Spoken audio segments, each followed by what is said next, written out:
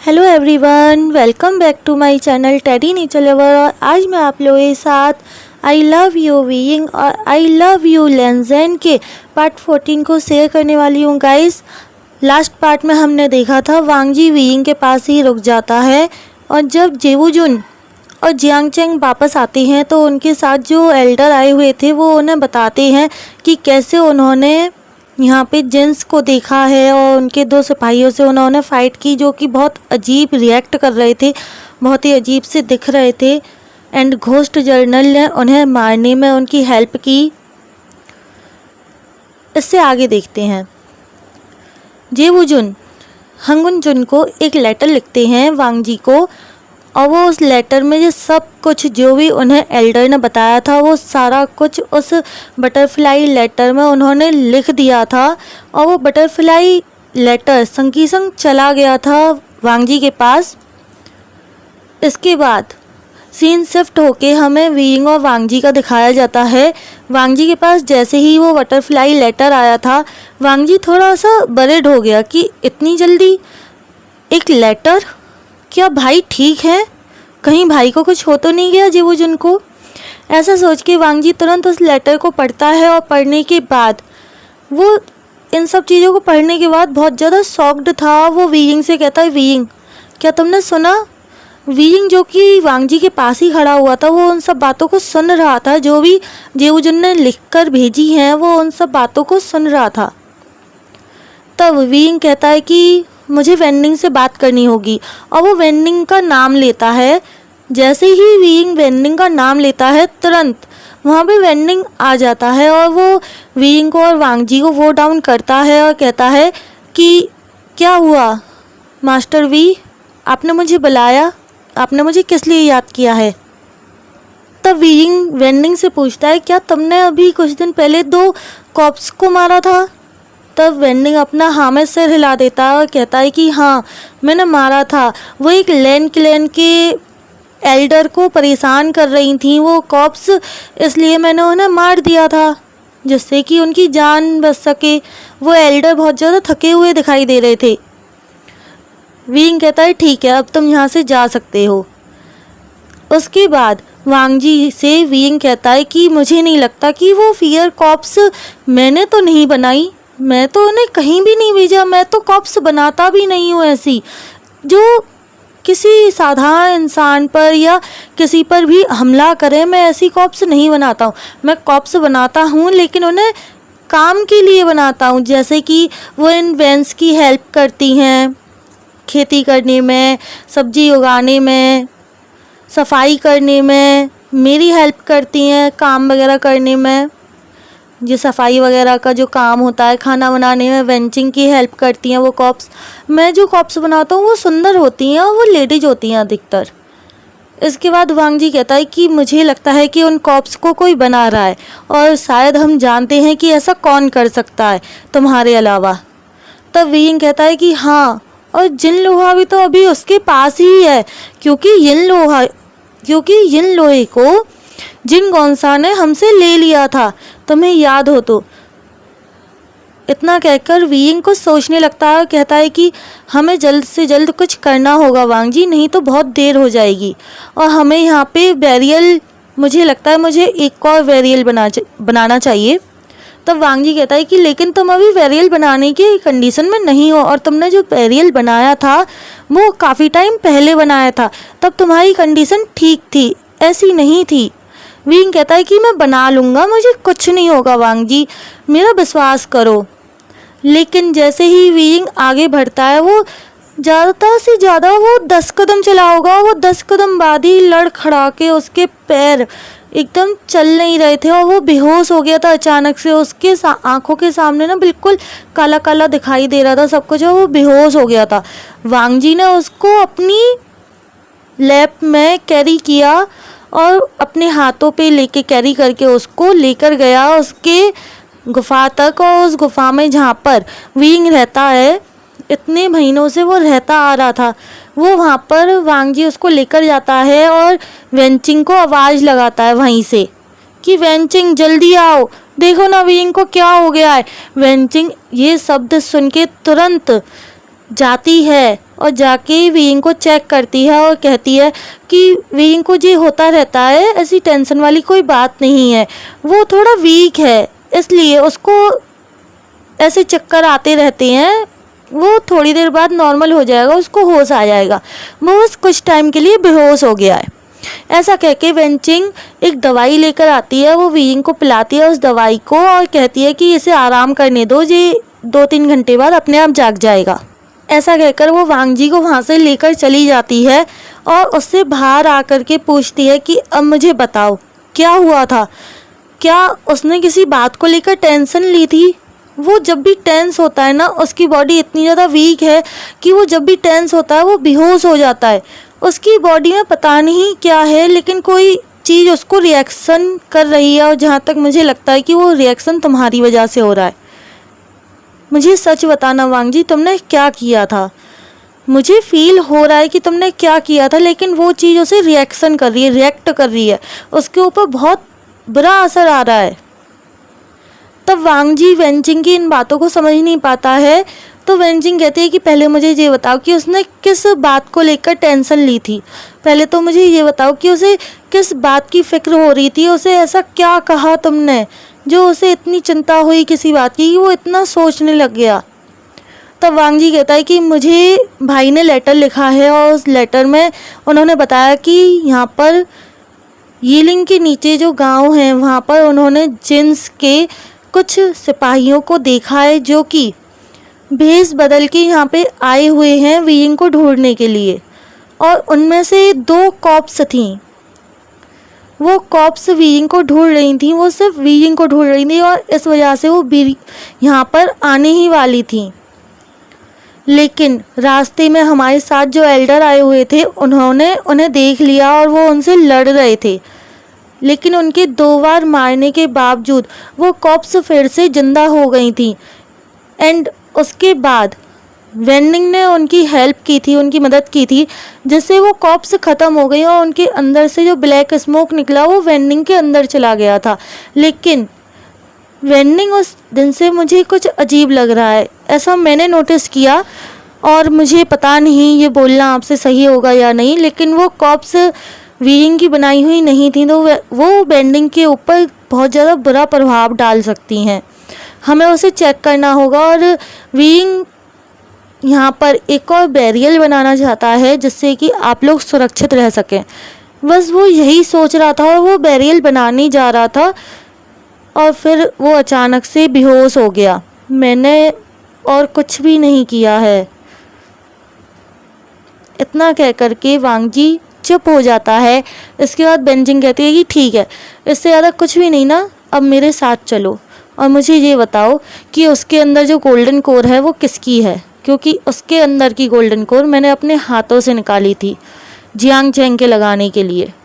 जब उसकी golden core Jiang Chang को लगी थी तो वो मैंने किया था वो काम, और वीइंग ने मुझे फोर्स किया था इसके लिए। वीइंग चाहता था कि मैं उसकी कोर को जियांग चैंग को लगा दूं, क्योंकि वेन जूलियो की वजह से और वेन चाओ की वजह से जियांग चैंग की गोल्डन कोर ख़त्म हो चुकी थी। इसके बाद वांग जी कहता है कि क्या उसने खुद किया था ऐसा? वो शॉक्ड था इस बात को सोच करके। वांग जी बहुत ज़्यादा शॉक्ड हो गया था कि वीइंग ने खुद जानकर ऐसा किया। इसके बाद वांग जी कहता है कि जब मुझे पता चला था उसके अंदर गोल्डन कोर नहीं है, जिस दिन वीइंग पर हमला हुआ था जिन क्लैन में, और मैं उसे वहाँ से लैन क्लैन ले गया था। सब लोग हमें ढूंढ रहे थे, लेकिन लैन क्लैन के अंदर आने की किसी की हिम्मत नहीं थी। कोई भी लैन क्लैन के अंदर नहीं आ सकता है, और बुरी नीयत लेकर तो बिल्कुल भी नहीं। इसीलिए मैं वीइंग को वहाँ ले गया, और अंकल ने और भाई ने सब कुछ संभाल लिया था वहाँ पर। लेकिन मुझे नहीं पता कि कैसे और क्या, लेकिन वीइंग ने मुझे बेहोश किया और वहीं पे छोड़ दिया। जब फिजिशियन ने मुझे बताया कि वीइंग के अंदर गोल्डन कोर नहीं है और वो 1 मंथ प्रेग्नेंट है, उसकी प्रेगनेंसी की बात सुनकर मैं बहुत ज़्यादा खुश था, लेकिन उसके अंदर गोल्डन कोर नहीं है, ये सुनकर मैं बहुत ज़्यादा दुखी हो गया था। मुझे बहुत ज़्यादा दुख हो रहा था। तभी हमारे क्लैन में एक स्टूडेंट की डेथ हुई थी एक बीमारी की वजह से, लेकिन उसकी गोल्डन कोर बिल्कुल सही थी और उसकी गोल्डन कोर वीइंग को एक्सेप्ट भी कर लेती है। और इसी वजह से मैंने उस फिजिशियन से कह के उस जूनियर की, उस डिसिपल की गोल्डन कोर वीइंग को लगवा दी थी। और कुछ नहीं, मैंने और कुछ भी नहीं किया। क्या वो गोल्डन कोर वीइंग को नुकसान पहुंचा रही है? क्या वो उसे हार्म कर रही है? तब वेंजिंग कहती है कि नहीं, वो एक्टिवेट नहीं हुई है, इस वजह से वो उसके कोई काम नहीं आ रही है, बल्कि वो उसकी बॉडी की ताकत को अपने अंदर खींच लेती है। उसको एक्टिवेट करना पड़ेगा, लेकिन अभी हम उसे एक्टिवेट नहीं कर सकते हैं क्योंकि वीइंग अभी प्रेग्नेंट है। उसकी प्रेगनेंसी के मंथ कंप्लीट होने के बाद जब वो बेबी को बॉर्न करेगा, बर्थ देगा, उस टाइम तुम्हें उसके बाद उस कोर को एक्टिवेट करना होगा, क्योंकि उस टाइम वीइंग को बहुत ज़्यादा पेन होगा और वो उस पेन को अभी बियर नहीं कर सकता है। इतना कहकर वेंजिंग वहाँ से उसे वांग जी को एक दवाई देती है कि ये दवाई आप जाके वीइंग को पिला देना, और ऐसा कह कर के वेंजिंग वहाँ से चली जाती है। वांग जी वीइंग के पास आता है और उसके पास आकर के बैठ जाता है, उसको वो दवाई पिलाता है और उसके सिर पे हाथ फिराने लगता है। थोड़ी देर बाद वीइंग की आंखें खुलती हैं, वो अपने सामने वांग जी को देखकर बहुत ज़्यादा खुश हो जाता है और उसे अपने गले से लगा लेता है, अपने सीने से लगा लेता है। एकदम चिपक गया था वो वांग जी से, उसको बहुत ज़्यादा टाइट हक कर रहा था और कह रहा था आई एम सॉरी वांग जी, मैं अचानक से बेहोश हो गया, आई एम सॉरी उसके लिए। वांग जी कहता है कि कोई बात नहीं, तुम बहुत ज़्यादा टायर्ड थे, बहुत ज़्यादा वीक फील कर रहे हो, इस डेविल, इस डेमोनिक कल्टीवेशन की वजह से तुम्हारी एनर्जी कम हो गई है वीइंग, इसलिए तुम बेहोश हो गए थे, और कोई बात नहीं, लेकिन आगे से ध्यान रखना। वांग जी उसको पूरी बात नहीं बताता है कि उसको सारी बातें पता हैं, वो ये नहीं कहता है, लेकिन वीइंग को कहीं ना कहीं ऐसा शक हो गया था कि वांग जी आज पहली बार झूठ बोल रहा है, और वो उसकी वजह से लिटरली झूठ बोल रहा था। इस बात से वीइंग बहुत खुश था। इसके बाद हमें सीन शिफ्ट होकर के दिखाया जाता है, वांग जी एक लेटर लिखता है, बटरफ्लाई लेटर, और अपने भाई से कहता है कि वीइंग और मैं, हम दोनों इन सभी बैंस का ख्याल रखेंगेगा। आप यहाँ से लैंड क्लैन चले जाइए और लैंड क्लैन जाके आप अंकल से बात कीजिए इन बैंस के विषय में, प्लीज़ गा। हमें यहाँ पर रहना इनका बिल्कुल भी सेफ नहीं है, आप जानते हो। जीवुजुन उस लेटर को पढ़ते हैं और उस एल्डर से कहते हैं कि हमें अंकल से बात करनी ही होगी अब।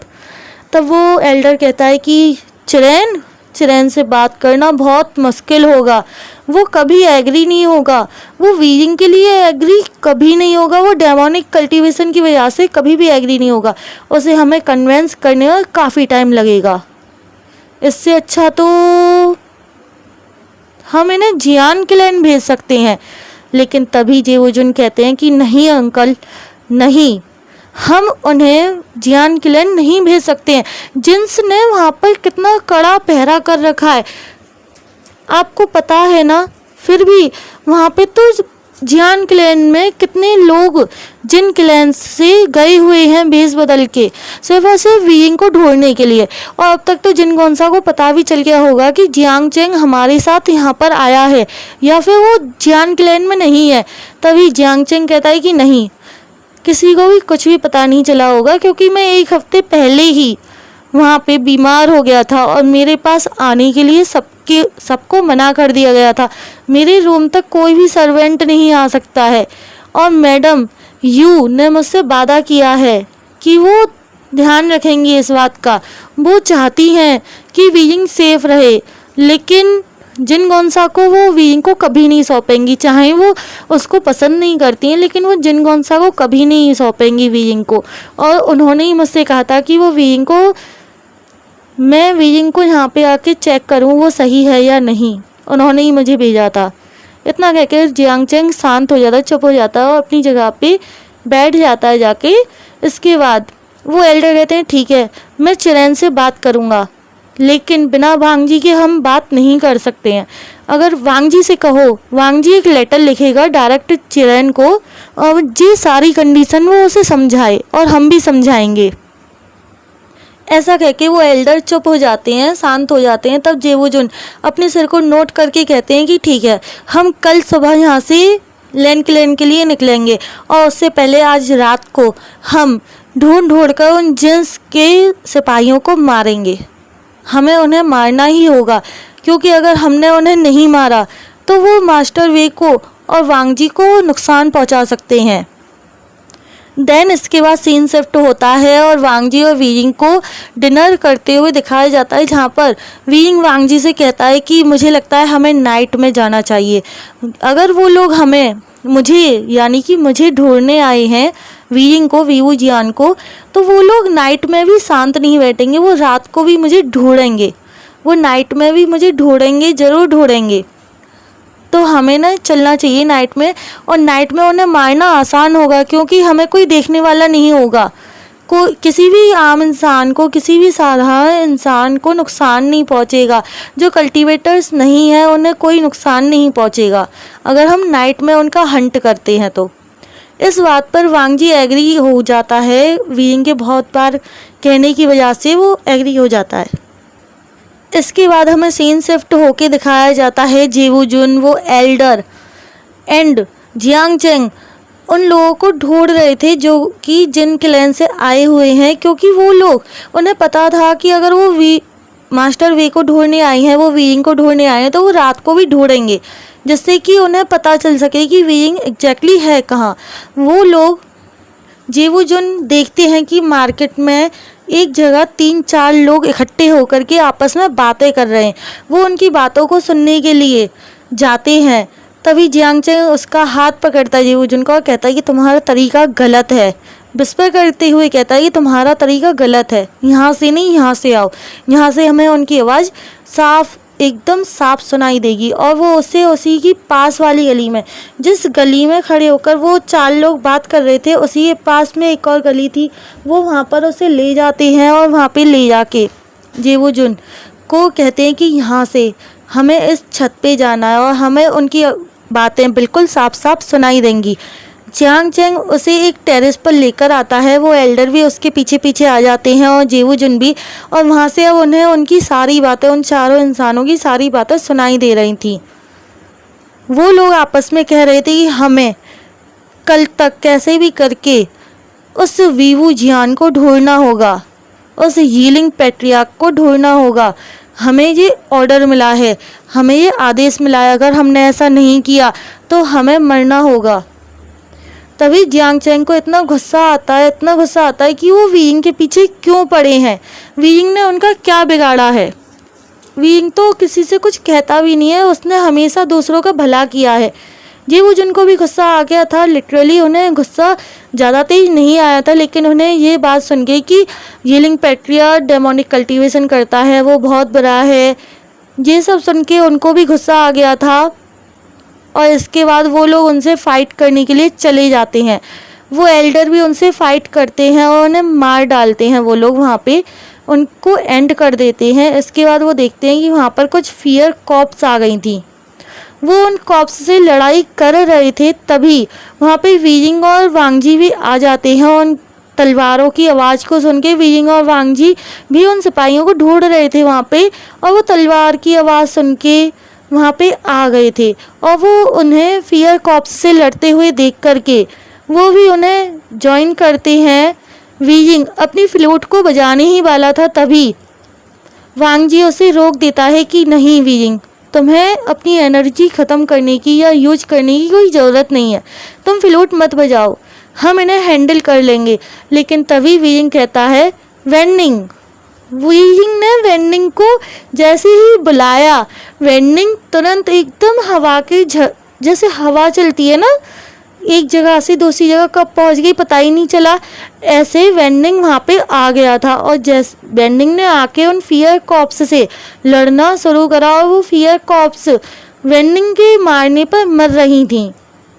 जब तक जेवूजुन, जियांग चेंग, वांग जी और वो एल्डर मार रहे थे तब तक वो दोबारा से खड़ी हो जा रही थी मरने के बाद भी। लेकिन जब वेन्निंग ने मारा तो उनके अंदर से एक ब्लैक कलर का स्मोक निकला जो कि वेन्निंग के अंदर चला गया, और इस बार वीइंग को वो स्मोक दिख रहा था कि वो कितना खतरनाक है। एंड वीइंग अपनी फ्लूट को बजाने लगता है और उस स्मोक को फिल्टर करता है, उसको वेन्निंग की बॉडी से बाहर निकालता है, और वो बहुत सारा स्मोक बाहर आया था और वेन्निंग की जो रेड आंखें थीं वो अब नॉर्मल हो गई थीं वीइंग के ऐसा करने से। तब वेन्निंग कहता है कि मुझे माफ़ कर दीजिएगा मास्टर वे, मैं अनकंट्रोल हो गया था। तभी वीइंग कहता है कि आगे से ऐसा कुछ मत करना, मुझे बताए किसी भी फियर कॉप को मत मारना। वेन्निंग थोड़ी देर के लिए अनकंट्रोल हो गया था, लेकिन वीइंग के तुरंत फ्लूट बजाने से वो किसी पर भी हमला नहीं कर पाया था और वीइंग की बातें मान लेता है वो। इसके बाद हमें थोड़ी देर बाद का सीन दिखाया जाता है। वांग जी अपने भाई से कहता है कि प्लीज़ आप अंकल से बात करना। वीइंग कहता है कि वांग जी तुम्हें अपने भाई के साथ जाना चाहिए, गोसू वापस लौट जाना चाहिए। तब वांग जी वीइंग से मना कर देता है और जियांग चेंग भी कहता है कि नहीं, अगर वांग जी यहाँ नहीं रुकेगा तो फिर मैं रुकूंगा और उसके बाद तुम्हें पता है कि क्या होगा। तब जाके वीइंग मान जाता है। वांग जी, वीइंग और वेन्निंग वहाँ से वापस यीलिंग आ गए थे, अपने यीलिंग में आ गए थे, अपनी गुफा में आ गया था वीइंग। और आने के बाद वो वांग जी से कहता है, वांग जी तुम यहाँ पर क्यों रुक रहे हो, अगर किसी को पता चल गया तो तुम्हारी रेपुटेशन खराब हो जाएगी। यहाँ से सीन शिफ्ट होता है और हमें जेवूजुन, जियांग चेंग और उन एल्डर का दिखाया जाता है। सुबह के 5 बजे हुए थे, वो लोग अपनी पैकिंग कर रहे थे, जितना भी उनका जो भी सामान था उसको पैक कर रहे थे, और पैक करते करते उन्हें 7 बज गए थे। सभी जूनियर्स को जगाने में, सामान को पैक करने में उन्हें 7 बज गए थे सुबह के। इसके बाद वो लोग ब्रेकफास्ट करते हैं और गूसों के लिए वहाँ से निकल जाते हैं। हेलो एवरीवन, आज के पार्ट को मैं यहीं पे एंड करती हूँ गाइस। आप लोगों को जैसा भी लगा हो प्लीज़ मेरे चैनल को सब्सक्राइब, मेरी वीडियो को लाइक, शेयर और कमेंट करके मुझे ज़रूर बताना कि मेरी ये स्टोरी आप लोगों को कैसी लग रही है। Tata bye bye, take care.